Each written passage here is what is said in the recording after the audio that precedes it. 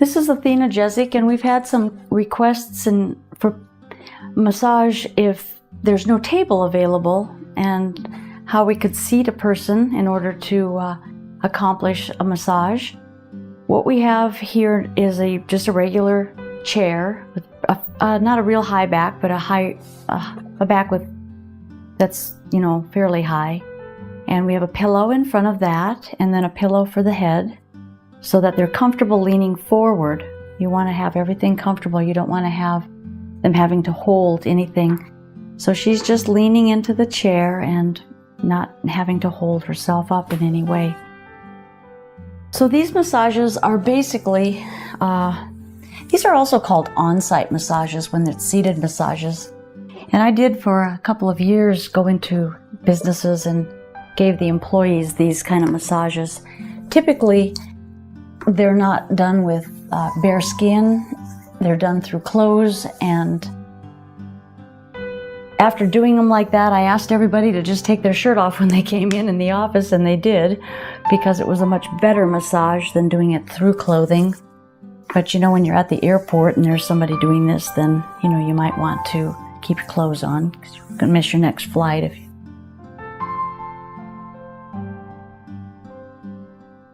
Okay, so basically you just want to do similar things. You want to start up at the neck, and I don't know how I'll just work from this side. You can work from either side, but you'll give a nice, now the neck in this position has a nice stretch to it, so that's a nice advantage.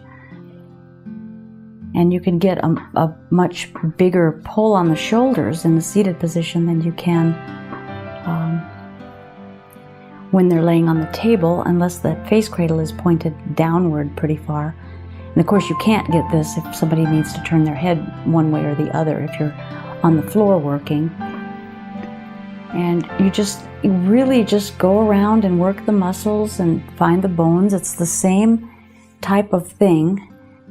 You just have to be flexible enough and know how to modify and change it a little bit, but still cover the same bases. Maybe change the routine up a little bit because of the positioning. Just whatever it takes is the important thing. So here we are. Okay, now I'm going to move to the other side, and I do sit and stand through these because when you get farther down in the back, it's kind of hard on the therapist's back. And therapist's number one rule for all of you out there is you take care of yourself first.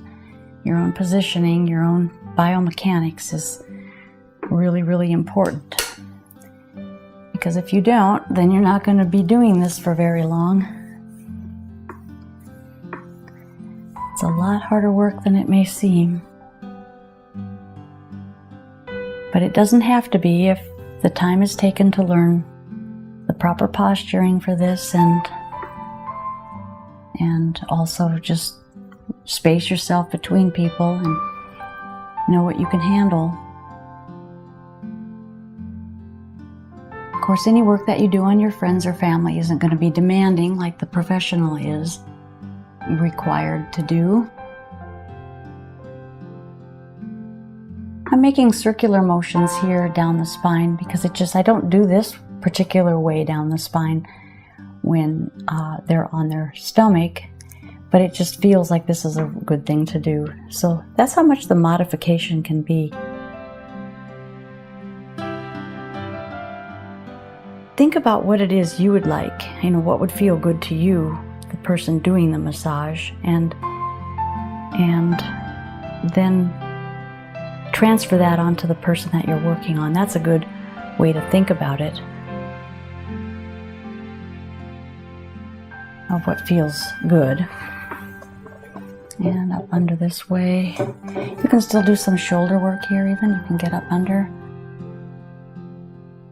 Shoulder work here. So you can wrap the body by moving this direction.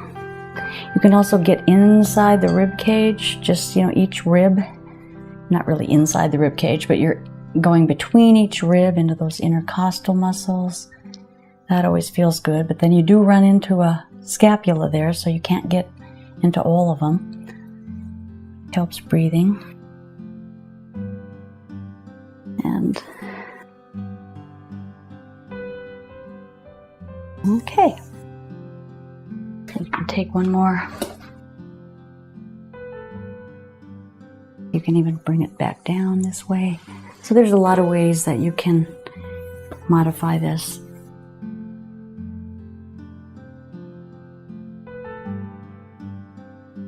Okay.